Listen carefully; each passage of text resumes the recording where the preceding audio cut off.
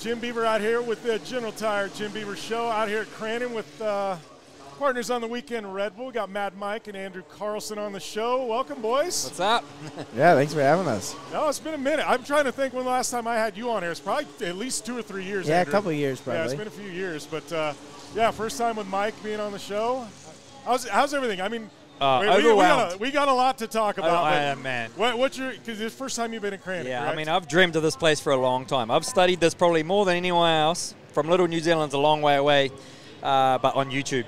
You know, even racing, my son races short course off-road back in New Zealand, and he's always on Crandon on the simulator. And, you know, I'm still been trying to practice and get as much seat time as possible with this opportunity with Carlson's Motorsport and Andrew.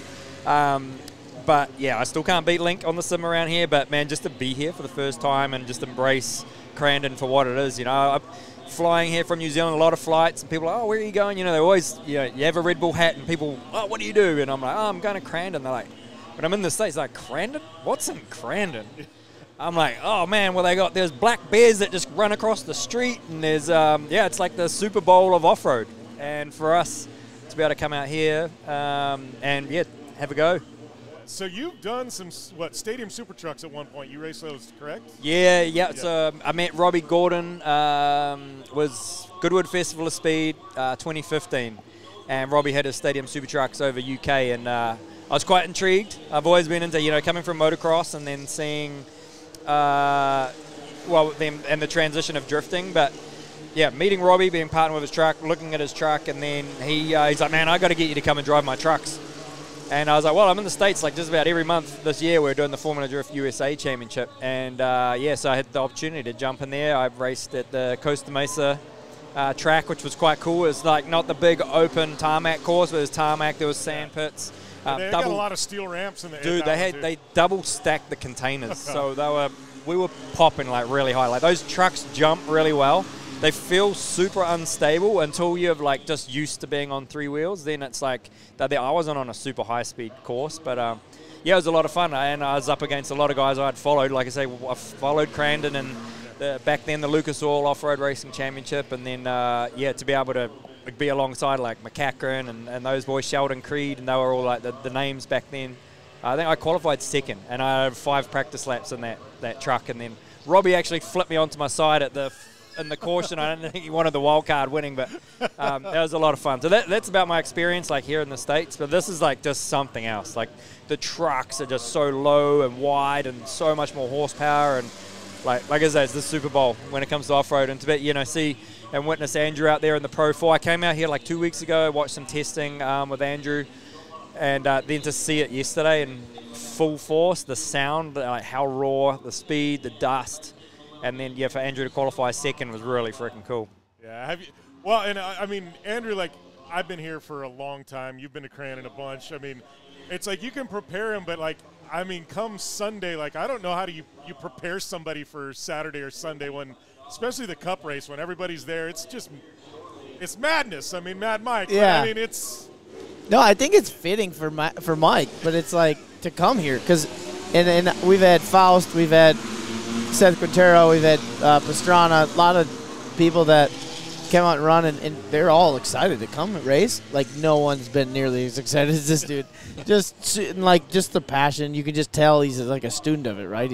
That's the race in 2016 when this happened. Like, he just knows it, right? Like, you can tell he spent a lot of time thinking about coming here, and to, like, get him here, like, it's fun to be a part of that, right? When someone has that much like focus and energy and excitement about it, like I'm here because I love off-road, and to be around other people with similar interests, like that's why we're here, man. Like I don't want to come do this by myself. So cool to just see him. And even when I first got in with Red Bull, Ivan, the other Kiwi that's high up at Red Bull, he's like, you know who Mad Mike is? Like, he loves Crandon. I'm like, really? Like, we need to do something there. That was like 5 years ago, and I was just getting in Red Bull. I'm like, if we could do that, man, like, for you, the sport, everybody, like, just, it's awesome. Like, especially if he wants to. It's one thing to, like, go find someone that loves going fast and then convince him to go in the middle of Wisconsin at some track. Yeah. Well, but it's like he knows what it is, and that's a lot easier. Yeah. I mean, with Red Bull, you get a lot of opportunities, like, striking at you, you know. It's like, oh, man, you want to jump out of an airplane and friggin' wingsuit, or, you know, do you want to run passenger with a drift car, or but this is something that this has come about, but also because of my passion and knowledge and love for off-road racing. When I grew up, I never met my father, self-taught mechanic, and that started from the Tamiya radio control cars. I remember being about 7 or 8 years old, and my mum brought me the Tamiya Hornet. It was the cheapest one of the lot. And I was so stoked. I opened up the box, and the whole thing was in pieces. I'm like, oh. So here I am, like 7, 8-year-old, trying to figure out how to piece it together. But I learned how the gearbox worked because it has the gears and the synchros, and how the steering geometry worked with, the wishbone suspension and all that. And so from then, I've just been, and then the cars, the KC lights, and, just the off-road, just all that whole in general was like, oh, it's just such a cool thing. And then, I followed, like, Kiwi with Rod Millen was at the pinnacle of it. Back then, it was like the Mickey Thompson off-road series, All Stadium, LA Coliseum. Mazda was in it. I'm a rotary guy, so it was like, man, they got this, like, rotary Mazda. And this is, like, 90s, man. I'm watching this stuff. And my auntie had Sky TV. In New Zealand, we only had 3 channels on a TV. But you could get a satellite, and that would pick up ESPN. So they would record the AMA Supercross. So like Ricky Johnson, he was such a massive inspiration to me. He wore Fox gear. Fox was like my first sponsor, and I got 1 free gear kit a year, and I just thought that was the biggest deal. You thought you peaked. I'm just like, bro, I'm getting a free gear set, and they would let me go to the motocross race and reveal it before anyone else. And back then it was like purple and pink and barbed wire and all fluoro, and I just thought I was like the coolest dude out there, and it was for the inspiration of Ricky, and then following Ricky as Jeremy McGrath as well, go from that transition of moto, a lot of injuries myself, and then get into the short course. So it's all just kind of followed from being able to see it. We're so far away in New Zealand, but you see it on TV. Like now, that's why I love the social media, how easy it is to engage with our fans, and how I'm connecting with homeless. I had this dude Craig. When I was doing Formula Drift USA, I'd land in LA, still love to ride bikes. I'd go down to Sheep Hills Park. Oh, Sheep Hills, I've been there. It's amazing. Dude, it is so sick. And it was maintained by this dude, Craig, right? So I'm riding with this dude all day. End of the day, I'm like, bro, where do you stay, man? I'll drop you home in the truck. And he's like, oh, bro, this is home. I'm like, here? And he's like, yeah. And he took me around, showed me his tarpaulin, like no water, no power. And I'm like, bro, how do I connect with you on Instagram? And he's like, oh, I log into the Wi-Fi outside the cafe, and they let me kind of go in and charge my phone. He had a device so he could charge up his phone. And that was 2015. I'm like, holy shit, I can be anywhere in the world. He's like, man, just seeing your stories pop up on Instagram inspire me every day to keep chasing my dream. And for me, I always, dream big, hustle harder. If you got the dream, you got the vision, you're halfway there. The rest of it's just a bit of hard work, surround yourself with the right people. But I was like, now I get it with, same being young, just we had, like I said, the 3 stations on TV, but I could see what was going on. I could watch, and I would learn how to do knack-knacks by watching Jeremy McGrath do it on TV VHS player. We're building ramps from pausing it, and then the Vans Triple Crown, when the freestyle movement started, I'd pause the TV and I'd trace the ramp, and then we'd just upsize it. It's about it's about 6 meters long. They're hitting it wide open. Go for it. Yeah, you just put it there and be like, it's probably like 3rd gear tapped on the 125. I could see that in my head. You drown on the TV. Oh man, yeah. Done a lot of stuff. Mom, pause it. Yeah. Oh no, my mum was like, we didn't have money, but she gave me freedom, and I think that's how I've got to where I am, because I've had that vision. I've been inspired, by others, and yeah. I just want to always just level up myself, and I think not having much when I was young, I found it really easy to level up myself, whether it was a plank of wood and a couple of bricks on my BMX bike, and I still use that same mentality now, whether it's, challenging something new like what we're doing this weekend, or whether it's a new build, car build with get a McLaren and put a rotary in it, or drift, Pikes Peak, or whatever we're doing, it's always the same kind of thought process that we go through. So I want to go back. This cool story, but you mentioned something, and it ties in really well with Mike, but I want to kind of give you and your dad credit, because you've got that Pro 2, and what you guys have been able to do for off-road is, a lot of people would have sold that Pro 2 a long time ago. You guys kept it, And now it's become this cool thing where it's every year it's like this revolving door. Who are Carlson's bringing in to race Crandon this year? Who are they bringing in? Like, how's that been? Because, I mean, there's got to be a thought process, but you guys have done a lot for the sport of off-road, just from an exposure standpoint, bringing in Mike, bringing in Tanner, bringing in TP. Like, it's been pretty rad, and, I mean, it's had to been fun for you, too, just to experience all these different personalities. Yeah, no, I mean, that's, like, if you can draw it up on paper, that's the dream, right? Like, be able to bring all these guys in and, you know, like you and Travis and Tanner, like just dudes I've looked up to and like watched them on TV, and then to have them come hang out with them. And I've been super lucky that the 3-4 that I've had, like a lot of there's this saying like don't meet your heroes. Like I got a good track record of meeting my heroes. They're all super cool guys. I mean, it helps when we're all into the same stuff, right? But like. Yeah, I'm like, you've met Travis before. I mean, he almost like ruins celebrities for you because he's so nice and he's so down to earth. And like, same with Mike. A lot of the Kiwis are that way too. So I'm not giving you much credit. It's more New Zealand. Yeah. But either way, yeah. And I mean, the Pro 2, that was like my favorite truck I've ever had. Right? Got in the thing, won the first race I ever drove in it. A lot of history there. That was Keegan's truck. He's won Cup races in it, and the thing just works. And it's like no one's beating my door down to buy it. You know, we can get a lot of use out of it in the first couple of years. The first year I didn't run it, Yokohama's like, man, can we rent that thing? I'm like, yeah, that works. And then, you know, after the years, it's like, man, it doesn't owe us anything, and it's become a thing now. And it's like, it's insanely competitive. Like you got Beaton, Keegan, and everyone building these new trucks that are all slammed and low, and like it's not a relic, but it's not brand new. But I mean, the thing, you can hop in it and go. It just works. Your track is like, you stopped me after the third lap, and right, yeah, we got the pace. Yeah, I'm like, dude, you're just need to hit the same lap time every time. You're fast. You just don't wreck the truck. Well, and I got to ask, because obviously you're a drifter. I mean, you're rear-wheel drive, back it in. You know, Pro 2, out of everything, I got to feel like that was probably the logical transition. I mean, for you, that was the right class. Yeah, I mean, there's a real balance with rear-wheel drive, you know, and same with drifting. It looks like, we just want, you know, we talk about 1,000 horsepower, 1,200 horsepower, nitrous-fed, you know, rotaries and quad turbo, whatever, you know, the V8s over here with turbos, superchargers, all the nitrous, and so people, like, presume we just want heaps of horsepower and no grip so we can just, like, slide out everywhere. But we need that much power because the cars now, the drift cars, the chassis, like, the grip, and we want more grip. The more grip, the better, you know, because you can come in faster, you can send it in harder.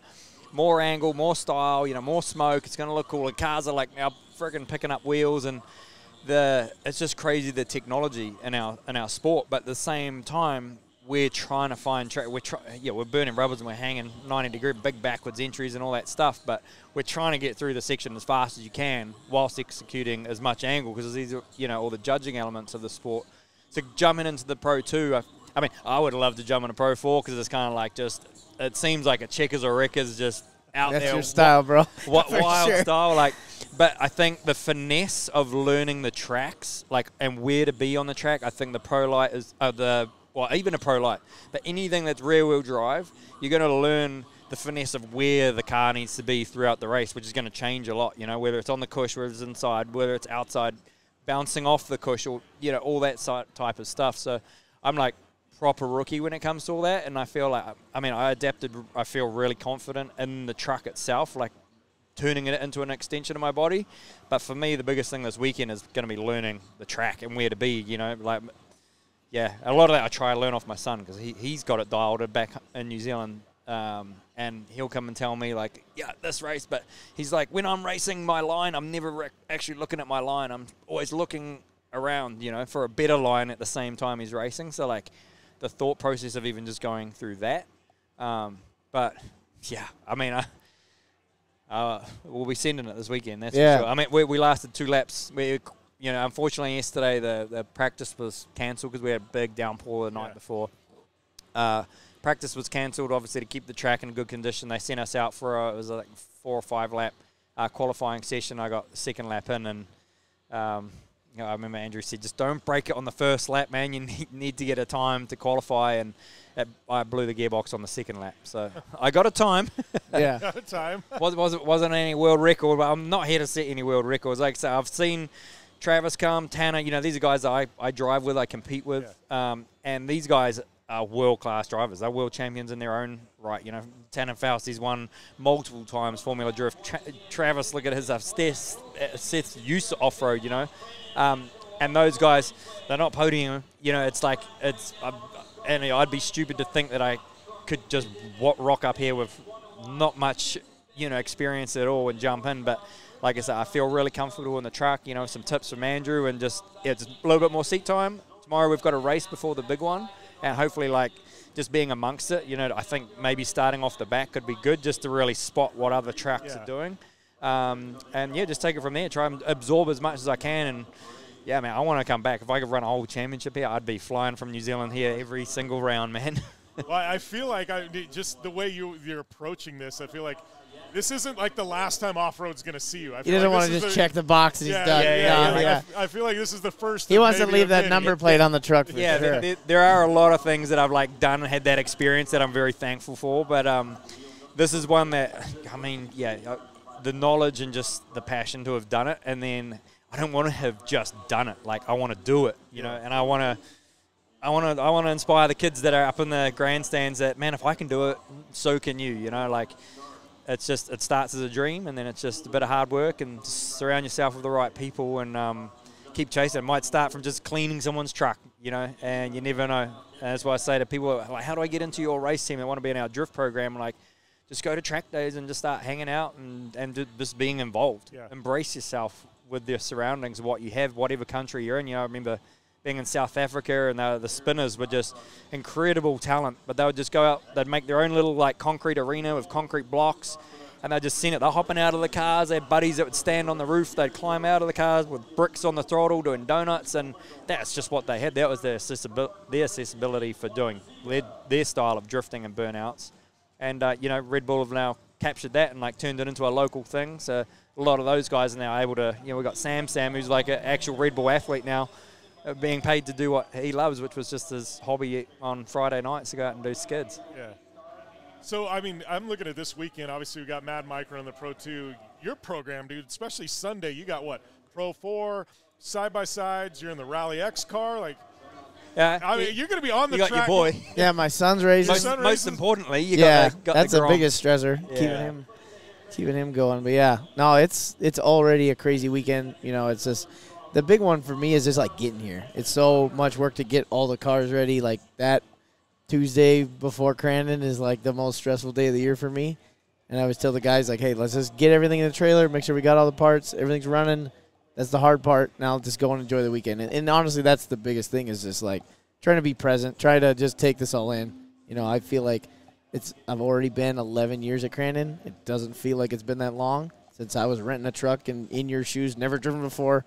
Sit on the starting line with 0 laps. I'm like, what am I doing? Yeah. But, yeah, and now I'm, you know, running Pro 4 in the Cup race and qualifying P2 in Pro 4 and with the guys I was watching back then.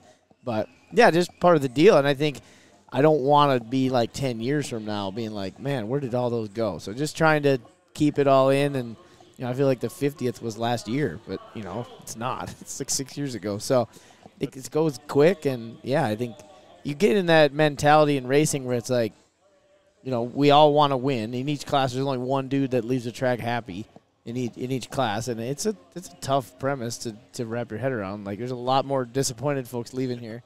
So try to take positives out of it, right, and not to just lower your goal, but, you know, do your best. But at the same time, you got to enjoy what we're doing. Otherwise, what are we doing? You know, you can burn a lot of money and a lot of time real quick.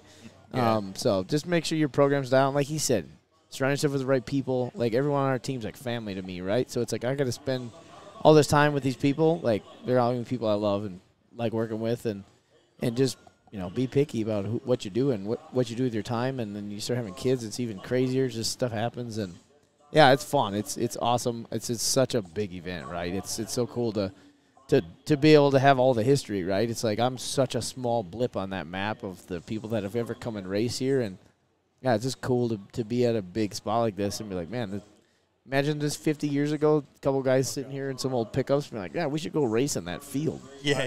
I was reading there was an article down in the VIP in Cliff's Bar, and it was like from the first year they did Crandon and the brush run, and it was like they were showing pictures of literally like these old jalopies that they raced Oh, out through man. the forest. Yeah. And like, I was reading it. And it was just hilarious. You know what I mean?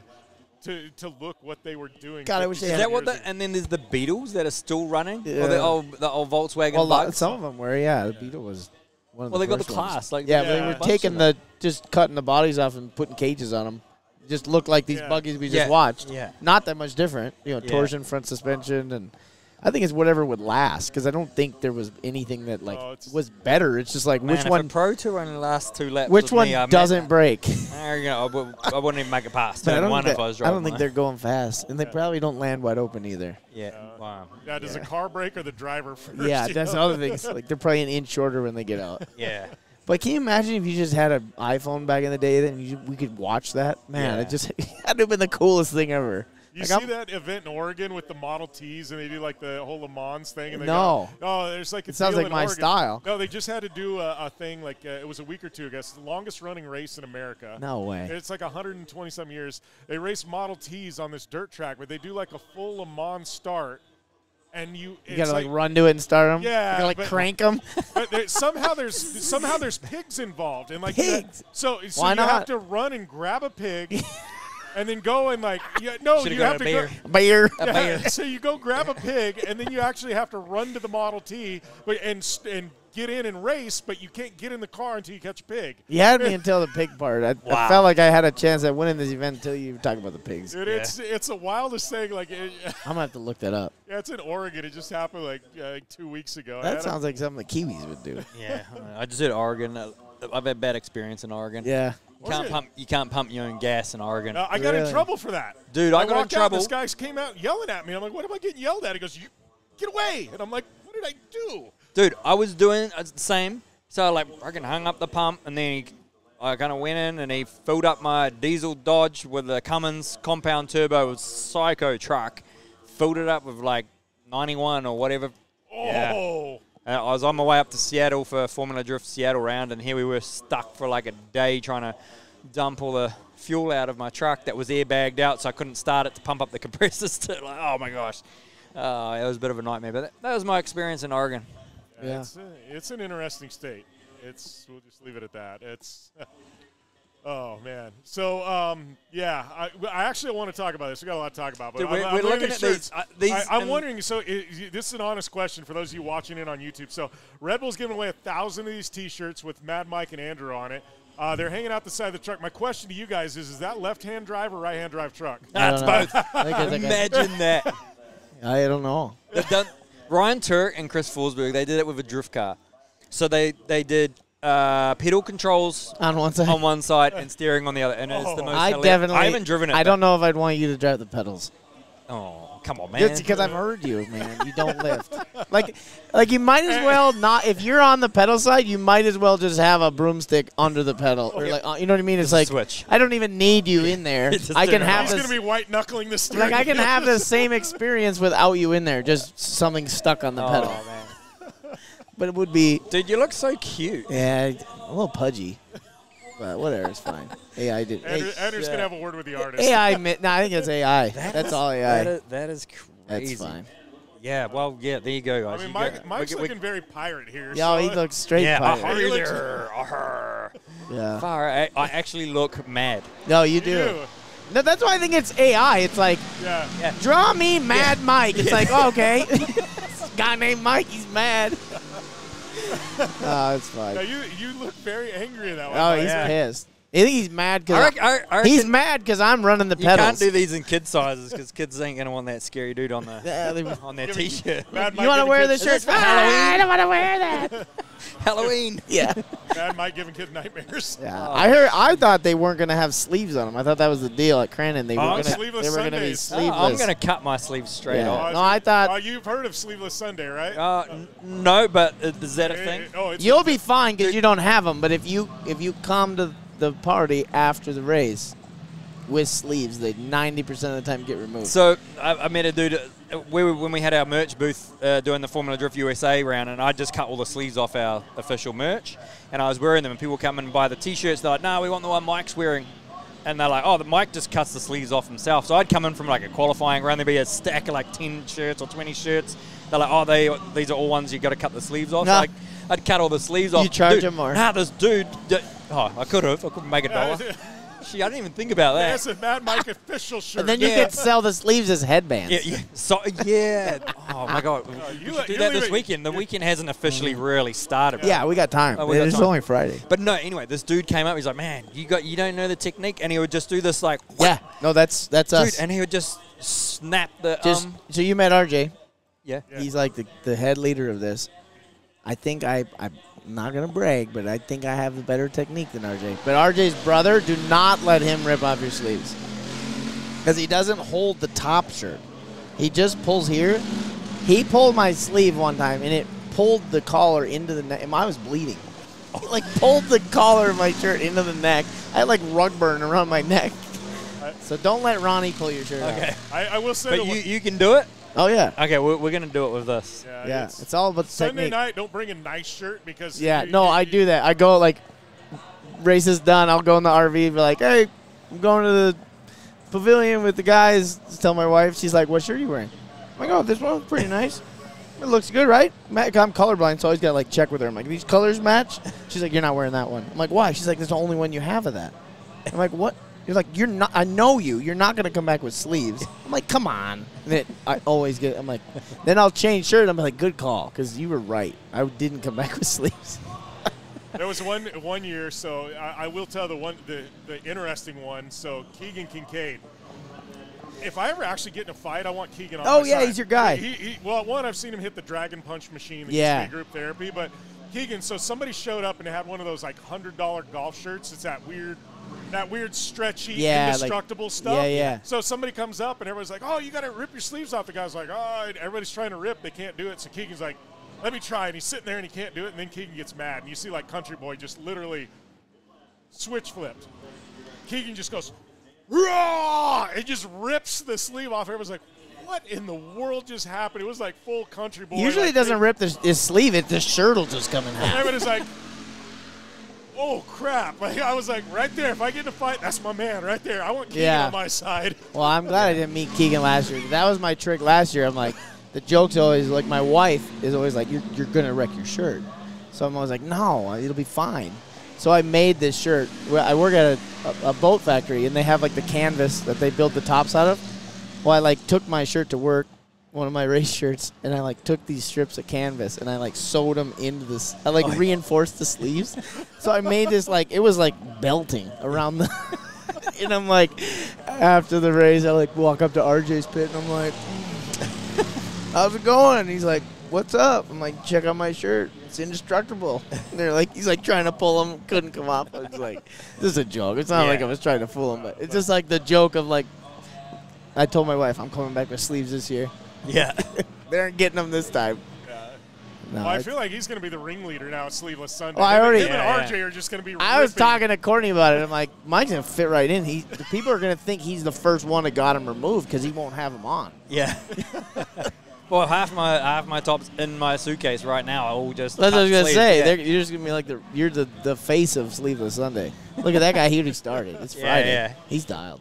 Yeah. Well, that's the fun part. The costumes and stuff that start showing up. Oh yeah. We already saw a couple shirts today, and I'm like, that's the most Crandon thing ever. Is just like some of these shirts you see, the out of pocket shirts. Yeah. So have you been back to Jurassic Park yet? Yeah, slip and slide and all that. Yeah, we went. So we're camping kind of over the back where the King of the Hammers track is. Yeah, so we've seen. I mean, obviously it was a little tame last night, but I gave him the experience. Saturday night gets. Yeah. Friday night's good. Saturday night's off the chain. I've never done the Saturday night. That's usually like a go to bed early and. Yeah. Sunday, we'll see it Sunday. Yeah, it's good if you've got a golf cart just to drive That's what around we did. and watch. We did. There was a lot of bubbles, and there was like two dudes with board shorts, which is a good thing. And everyone was closed. That was good. Yeah, I think someone was doing big burnouts and fire shows out there, exhaust. So I think that kind of captured our attention. That was the entertainment. The scary part of the naked slip and slide is all the people that are naked aren't the ones you want to see naked. I'm kind of mad, though. They used to have a tree at the bottom of it. They took that out. It was kind of a nice touch. God, that would just like it's kind of natural selection. The dumb ones didn't make it. But, concussions. Got to include everyone these days. Any water slide with obstacles sounds like fun, but I don't know. Jurassic Park just sounds a little dangerous. Yeah, it's fine. It's good. Part of Like the deal. without the tree. Oh, without Yeah, the tree. with the tree. Yeah. No, you're right.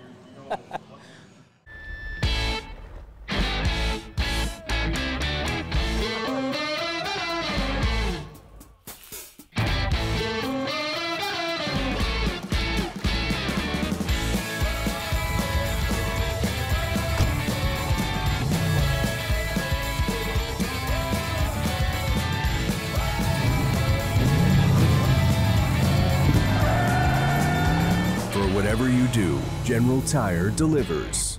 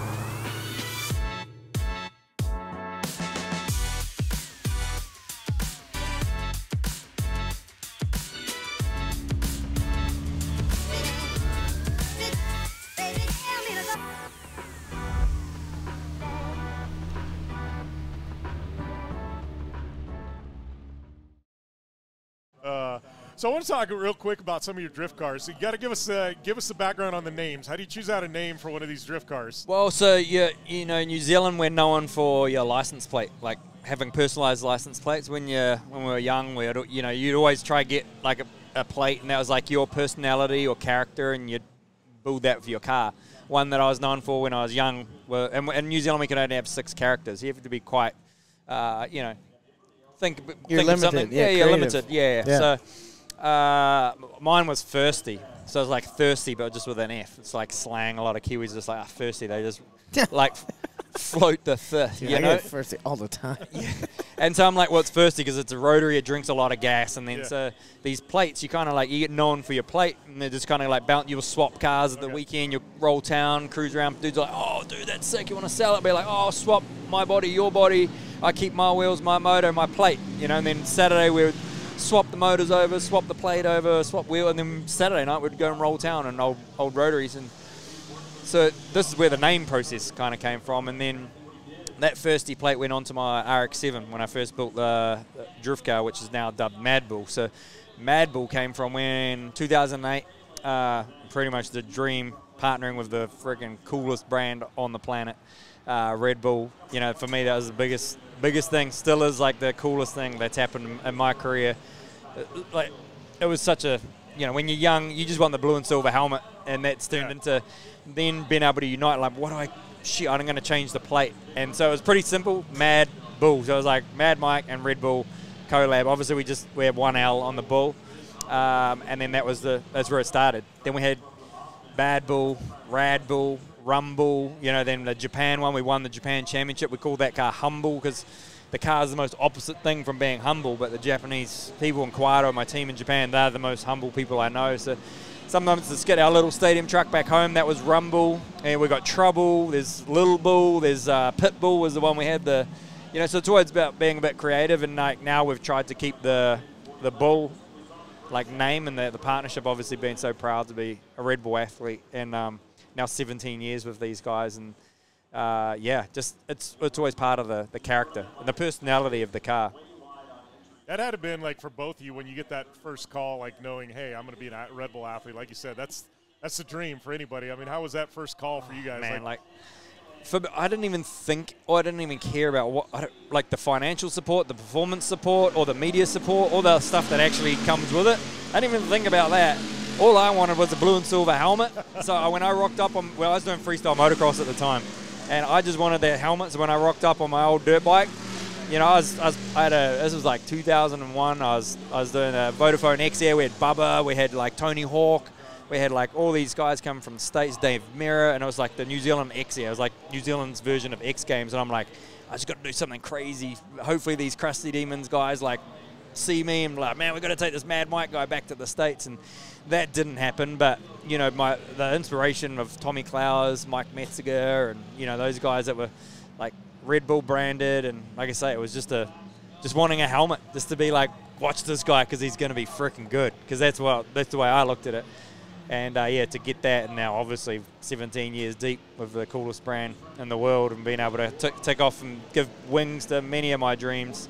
You know, even this whole activation has come out from me and Andrew meeting last year, doing a project in Houston with our Drift McLaren with a rotary in it, and like versus the Formula One, versus Andrew in the Pro 4, and we had Scott Speed in the rallycross car, and, you know, you just unite, and then we became great friends, and here we are. So, you know, it's gone from just wanting a helmet to like, it's literally, this is my job. It's what I do. And for me, it's not really a job. It's just keep chasing dreams.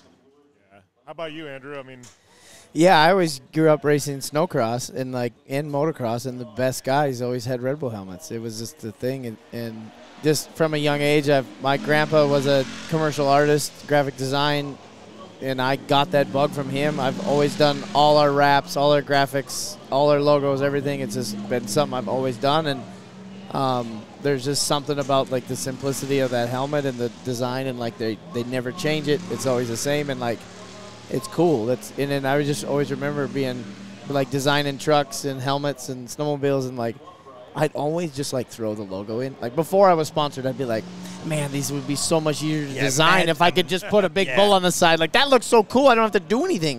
But then I'd be like, go back to trying to make other ideas. And I'm like, man, if I just could, it'd be so much easier, right? Like, that looks so cool. Like, it fits perfect. I didn't just call them. Like, I just send them this. No, and I was just, like, I always remember being that way. And honest to God, even helmets, like, right when I got my Red Bull deal, I was, like, looking through all these athletes' helmets.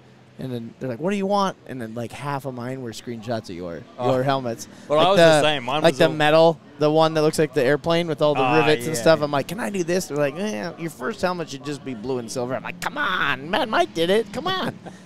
But I just remember the helmet. And, yeah, just the elite guys in the sport always had it. And I don't know. When I first got it, I was, like, nervous. I'm like, man, I gotta go and win. Like, I have to win. I'm going to take my helmet away. Like, obviously, it's a lot more than just winning, but it's cool. And then obviously, meeting the other side of it is like all the partnerships and the cool things you get to do and all that. That's a huge piece of it, right? It's something I've worked hard my whole life for, and it's almost surreal to just be at the point where it's like, man, like I remember going to Bark River in 2011 and watching Menzies and Ricky Johnson racing, and be like, man, like that has got to be so cool. Like, man, those are they're the luckiest dudes in the world, and it's like that's where I'm at. I'm just like trying to make sure I'm not letting it slip away. But yeah, it's very blessed, very cool.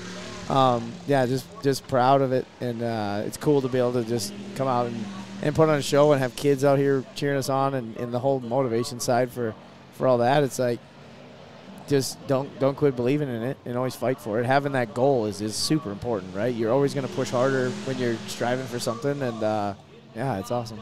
Yeah, most common question is like, man, can I have your hat? You know, fans, can I have your hat? I'm like, man, you just keep chasing those dreams, man. You'll be getting them for free. You never know. And it's got me and my family of like the sport of drifting, and Red Bull have literally taken me around the world, and not just for me and our other brand partners as well that they've elevated, like for our sport, like. Red Bull had us in Austria literally like a month ago at Formula One. You know, now we've done Yas Marina, Austria, Red Bull Ring. We've done Melbourne Grand Prix, Las Vegas. You know, showcasing our sport. Of course, I'm grateful for our partners, but I'm more proud for what it does to our sport of drifting and gives it the credibility it deserves. When people see the logo, they're like, wow, Red Bull is supporting drifting. Like, this is 2008. And like, wow, this must be serious. Like, if Red Bull is supporting it, like, these aren't just a bunch of boy racers doing skids. So it's like elevates everyone, and it makes everyone else want to like, oh man, yeah, let's get involved. You know, now you look at drifting, it's like gone from just doing skids and some Japanese guys drifting over mountains and then glamorizing it, bring it to the States, and then they monetize it, and then all those big corporate brands get involved, all the manufacturer support, and now it's like, yeah, people are making a living. I'm not the only one here drifting for a living, you know. So it's really cool. I think what Red Bull do, you know, and being able to create our own events. I got Red Bull Drift Shifters, who is always like, what's the next craziest thing in your discipline? You know, it's like, think outside the box. And that's what creates the stories. That's what creates the YouTube. Like I say, Craig, who I met, the homeless guy, and the stuff that inspires him. And kids can just, you know, mums are at the cafe having their morning breakfast or whatever, and the kids are scrolling YouTube, and that's how do we capture that audience, and how do we challenge ourselves, and it's up to us. The Red Bull Drift Shifters, I think the most frustrating thing with drifting was it was a judge sport. You know, and I go there to win the 30,000 people, 20,000, however many people are in the grandstands. I go there to win them, not the three judges. Yeah. Usually the three judges are like, oh, we want to see fluidity, and I remember inside clip, outside. I don't even know what fluidity means, but it sounds boring as hell. I want to be like dangerous and dynamic and like proximity, and there's all that. I mean, there's that stuff, but then it's like, oh man, yeah. So like, Drift Shifters come about. I was like, imagine if we could create like a giant pinball machine that was like, but instead of the ball, is like freaking 1,000 horsepower pro drift cars, and we use radar guns that the police use for like your speed. We use proximity sensors to get how close you get. We have radar that gets also your like GPS that calculates your angle. All this like tallies up and like creates all these points like a pinball machine. It's got a time that counts down. And Red Bull are like, yeah, we're giving this wings. Red Bull Drift Shifters. High octane pinball was like the hashtag we came up with. And we flew that twice in New Zealand. And the coolest thing was like us as competitors were like, we're judged 100% on what we're doing. If you're not close to the wall, you ain't hitting the sensor. What's even cooler is that the fans can come and watch. You can have grandma with the grandkids, never watch a drifting event in their lives, but fully understand it. You got the sound effects, you got the time counting down, the points going up. It's like, man, is he going to make it? The combo. So we had like a wall ride with like 5 clipping points. So the same as what you'd have in competition. However, when you hit them, cha-ching, cha-ching, cha-ching, it's got all the sounds. You combo them up. Friggin' get the combo score, you finish in time, you combo score. And so it's just like this exact high-octane pinball. So, you know, not only just get in the helmet and the financial support and performance support, it's like literally it's up to us to really create the vision. And, yeah, like I say, Red Bull gives you wings, man. They fly these ideas. Yeah, that's awesome. Well, and I know, like, with both of you, like, obviously drifting's kind of your second career. Start on moto, you start on snowmobiles. I mean, how was that transition for both of you guys? Because, like, most people, snowmobile racer, guy on 2 wheels, at some point you time out. You know what I mean? You just do, unfortunately. And generally at a younger age, both of you were able to find careers after the career. Yeah, well, I guess both of us have many broken bones and stuff. Like 2002, I compressed and fractured four vertebrae in my back, and that was after snapping arms and, you know, femurs. I've got one limb that's got no pins or plates in it. Everything else has been reconstructed with titanium and stuff, but I discovered drifting on a DVD, and that was really what made me like, shit, this is like freestyle motocross, but with a roll cage. And I feel like now with, like, you know, not just being able to compete, but build the cars and stuff like that. But, yeah, it's just progression, you know, now. And I know how my mum felt when I used to race, because she's like, oh, it got to a point where mum, you know, we never had the fastest bikes, but I was always very competitive. And, you know, it was always, Mike, you're either standing on the podium or I'm following the ambulance out to the hospital, you know? Yeah. And then it got to a point where mum just wouldn't even take me to motocross. I had to find another family. And, yeah. And another family would pick me up, and then they would have to deal with it, you know? And it just, now having kids of my own, I'm just like, no, just park the motocross bike. Let's take out the mod cart. You know, you got the roll cage, harnesses. My daughter, she's 9. She's now in the little mod carts and stuff. So, yeah, with age comes a cage. Yeah. Yeah, for me, it was the same, just the injuries. And mine is different. I think I told you this last night. I think a lot of people, I would say most guys in this Pro 4 class had some draw to 4 wheels at a young age. Like, I did not. I was like, I want 2 or skis and a track. These cars are not my jam. didn't get into it until, like I was in high school and When we had first my met, first car. You weren't even off-road racing. You were still No. I think our first interview, we were Yeah. snowcross racer. No, and it wasn't even like I was looking for a way into four wheels. I didn't like, I watch a NASCAR race here or there or go see something, but like never was like, oh man, I want to do that someday. I always thought it was cool, but I didn't know anything about it. It was so different, and it didn't seem realistic. But and I would always cross train in motocross in the summers, and then I've blown every ligament in both knees. And the one summer I'm just like I can't do any more risk with knee stuff. Like I gotta find a different way to stay sharp in the summer. And Polaris was just coming out with Razor 800s, and it's like, what is this thing? I feel like that'd be kind of fun to thrash. So traded the dirt bike in for a Razor, and that was tough because the timing wasn't perfect, but obviously it worked out. But there was nothing to go race. Like we're in the home state of Polaris where they're making the machines, and there was some racing out west, but like in the first couple of years there was nothing to do with it. No one knew where it was going to go. So kind of like then, like they weren't that capable. No, either, they weren't. so Like we thought they were, but it was it a 4-wheeler with a steering wheel, basically, bigger wheels on it. That was the first time I drove one. Yeah, I mean, I'm in a trophy truck. Yeah, you're going down. Yeah, I'm a trophy truck, and they go, "Hey, drive this. Tell us how cool it is." I went and drove it. I'm like, it could be on the right. I'm like, It's when I'm like, I'm like used to snowmobile trails and like 4-wheeler stuff, and I'm like, this is pretty cool. Like, I feel like I'm Mad Mike just sliding into stuff, and I was not. But, like literally, I would take it as far as it would get, and then like the machines would become the limit. So I'd take like a summer or two off.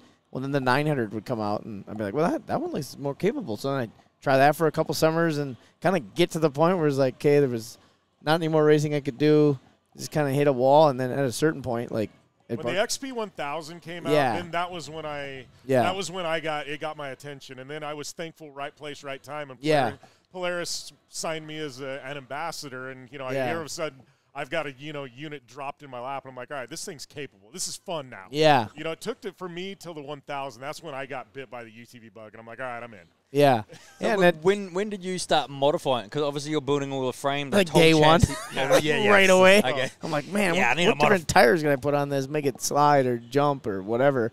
And even to this day, like I'm joking with the Fox guys in the booth, like a lot of my setup preferences in my Pro 4 stem from what I got used to driving on those old cars. So like when I feel super comfortable with the shock setup, I have slow rebound in the rear.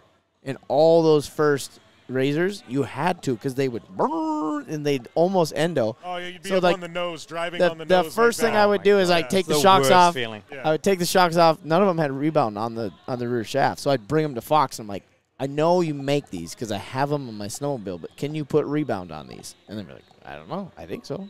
And they'd do it, and I'd just slam it shut. Just close it. And then I'm like, I'd be at the races, and everyone would be lifting on the jumps, and I'm just flying by them. Because I'm coming from snowcross, I'm like, man, you can pass them in the air. It's a lot easier. You don't have to bump them. You don't have to do nothing. Just go right by them.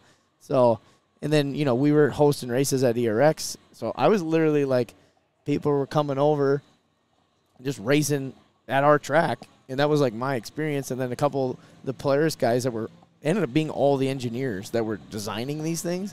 They're 30 minutes down the road. They started coming out and racing, and some of these dudes drive them like every day. And I was hurting on most of them, and I'm like, I'm not even taking this serious. I'm just doing it for fun. And they're like, dude, you should come with us here. There's a race in Iowa in the woods, and you should come try this and that. And I went out and did it, and like just started winning everything. And for me, it was way different than anything I've done, because everything I've like been in has been like, okay, we're gonna have the best equipment. We're gonna set ourselves up to do well. Like if we're gonna go and do it, let's do it.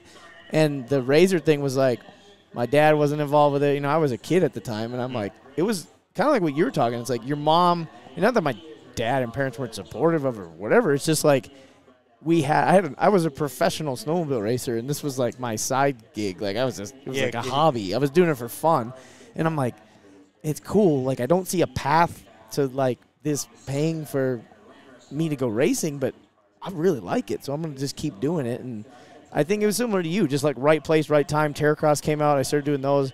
I like won the first Terracross championship like beating guys, RJ and Daryl Rath and these dudes that made a living racing 4 wheels. And I'm like, it's kind of cool. Like, I think I could do this if it keeps going. Like, meanwhile, I started watching this Lucas Oil on TV, and I'm like, there's way more out there. I didn't even know this existed. What's this? Like, why don't they do UTVs on that stuff? That looks fun. And then knew some of the guys that were running Torque through Snowcross. Some of the people that Snowcross worked at Torque, and I'm like, dude, when are we going to get these UTVs in this stuff? And because I had just gone to Bark River, watched my first ever race, like on a whim, just went out there and watched it. I'm like, this is insane. This is the coolest thing ever. And we're like ADHD watching races. Like if it's not as exciting, like I'm checked out. Like I'm leaving. Like snowcross, motocross, some of the stuff, it's like so adrenaline and high focus, like just people crashing everywhere. It's like I don't think I can go watch a NASCAR race or something. It's like I need that like constant something happening. And I went to this, and we went to like the right weekend. Johnny like walked up in the pits, or CJ, and was like getting in a fist fight with Ricky Johnson in the stands, and I'm like, that's the one I went to. That was the weekend. People are like throwing helmets and stuff. I'm like, is this like a normal thing? Like that CJ kid's like my age, and he just punched a grown man. Like, dude, it was Mike. No, I swear to God, this was like it was just this one iconic weekend. It was like that's the one I chose to go to. WWE. Oh yeah, they made a TV special out of it. Oh yeah, WWE. Well, no, that's definitely there was a plan there somehow, because I was hooked, man. I'm like, if I would have gone to a dud weekend, I probably wouldn't be here. But I was like, I'm going to sell everything. I want to do this. You ever tell CJ, I owe my career to you, yeah, because you were 13-year-old and lippy, and you tried to punch Ricky Johnson. That's why I'm here, man. Here to kick your ass. Wow, that's cool. No, it's funny. No, and I mean, that's trippy to me. It's like, I watched, now I'm racing all those guys. You know, there's a couple of them that aren't in there anymore, but it's like, the one year I was here, like I remember McCachran was at that race, and just in the Mopar truck. So I'm like, that guy's the legend. That's awesome. And like, I met him, it was probably 6-7 years ago here, and he's like, walks up to me. He's like, hey, Andrew Carlson, how's it going? I'm like, what? You know who I am? What are you feeling okay? Yeah. You're Rob McCachran. And I was like fangirling over it. And it's crazy this thing. And I mean, that's, like you were saying, all these kids in the stands, it's like, I was that dude, right? I was a little kid up there running around, had nothing to do. You know, the one time I went to Barker, I probably spent more time in the RC car track than I did watching races. But, yeah, it's funny how life works that way. That's what's funny, because it's funny you talk about it. It's like, you know, I'm very good friends with Travis and Tanner, and I can go down the list of Von Gittin and guys like that are really good friends of mine. I don't see them as celebrities. They're just buddies. I get a guy like McCachran or Larry Rossler out of the desert. Like Larry, I have him on a pedestal. And it's like I meet him, and I totally fangirl. Yeah, you get all nervous, start clamming up. It's like, Jim, what happened? You feeling okay? These guys that are super celebrities, they don't bother me at all. It's like you give me one of these old school guys that's won a bunch of stuff. It's like, oh, my gosh. Yeah. No, I was definitely that way with Travis, but he's so easy to, you know, he's a squirrely, and he just like makes it easy to get along. Ricky Johnson just last week, because he messaged me on Instagram. Yeah. I'm like, the Ricky Johnson has messaged me some advice about this weekend. And it said literally you've probably got 99.9% more car control than anyone you're going to race, but your drifting is what you're going to need to dial back. Yeah, like, forget that stuff. Yeah. I was talking earlier about how much of an inspiration he was with everything he had done, from wearing Fox clothing and freaking winning Supercross and doing all the tricks. And I just saw his bike, like literally an 86 CR250. I spent 2 days in Green Bay. You know, so it's like all that, and then, you know, you get those are the moments where it's like you're the same. You spend the time in the Travises and the Degans, and you just become mates. Yeah. And then the Ricky Johnson, like, man, holy shit, he's messaged me on bloody Instagram. So it's funny. Ricky is such a good person too. Like, I've done quite a bit of TV with him, so I've been fortunate to kind of get to know him a little bit. But it's so I manage Mia Chapman, who's a Red Bull athlete, and Mia once in a while she'll be in a funk, and I'm like, it's time to call Uncle Ricky. And get Uncle Ricky. I'll text Ricky. I'm like, call Mia. He'll call her, and he gives her the pep talk, and then she's like, gets off the phone, and she's like, all right, I'm ready to go. Let's go destroy some people. Yeah. You know, it's just one of those. Like, Ricky's such a good ambassador for all things off road, because he loves giving advice. I mean, he's got like a calm demeanor, but he also is. It's like he's got a little bit of that, just a bigger, broader guy, right? Like carries a presence when he's in the room, but then he's like, "Here's what you need to do, Mike. you just forget the drifting stuff. And, like, Yeah. he's just, like, a counselor or, like, a therapist, right? But he's, well, the he's dude's- the bad boy of Supercross. And he's, bad like, boy club. yeah, which is odd. I wish we had more of that in the Supercross side because he was a little before my time. Like, I never got to watch that era on Supercross and stuff. But, yeah, it's cool. It's cool to watch just all the different people that have come into the off-road. I had that. It was more. Jeremy was more the one for me. I remember being a little kid, watching that dude and being like, I had all the no fear gear on my PW and the spy goggles, and I wanted to look just like Jeremy McGrath, and had like the replica Bell Jeremy helmet, and like that's one of those guys where you talk about your heroes just being awesome humans, and like. Because I've got that contract with Kawasaki now, I do a lot of stuff with McGrath, and I've got to know him, and it's just one of those, like, awesome. How is this guy the nicest human being on the planet? I kind of, could you just act like a dickhead a little bit? Can you be just a hair of a jerk? Like, just act like you're a big deal, please. People aren't this nice and humble. Yeah, Jeremy. no, you're wrecking celebrities for me, man. You're right. So. Awesome. Obviously wrapping things up. This is going to air after the races, so I don't know. I mean, heading in, what's the goals this weekend, Mike? Finish the race. Enjoy it, entertain, and just absorb as much as I can. So thankful for Red Bull USA, Andrew and the team at Carlson Moto, just for the opportunity, even just to go and test, come out and watch him test, and then go shake down at ERX. Literally, giving another one of my dreams wings, and hopefully we can make more of it. We've now built this amazing relationship, and hopefully do some cool stuff. We'll go out, get Andrew in a drift car now. I think that's probably the next one, and do some stuff, get him down in New Zealand, and continue having some fun. So, well, as Andrew told you, I mean, you're used to tandem drifting. I mean, you got 12-car tandem drift here into turn one. You're a little. Yeah, there's lots of things that a lot of people are like, are you ready? It's 100 mile an hour, turn one. I'm like, yeah, I'm ready. The speed's not going to bother me. I'm used to speed, from drifting on Formula 1 tracks, but you're blinded by all the dust. I'm like, yeah, I'm used to being like blinded and all the thick smoke, But it's usually we got a bit more seat time. We learn the tracks, and I'm always looking in that seat time and the testing, looking for where I'm switching in each corner. I'm usually trying to look around like, where's a reference point? There's a flag or a grandstand. So when you do get lost, you kind of like, you're still tapped, your foot flat, but you just wait, there's the flag, boom, switch, and hopefully you come through the smoke and on the door. So I haven't had enough time to be able to test, even do that here. So just, like I say, absorb as much as I can. Definitely nervous, but like I say to my kids, man, if you're not nervous, the reward ain't big enough. Go find something else to do. So if you're not nervous, you're doing something wrong, I think, So, all right, guys. Well, thanks for taking the time to come on. And, we'll be back after this on the General Tire Jim Beaver Show.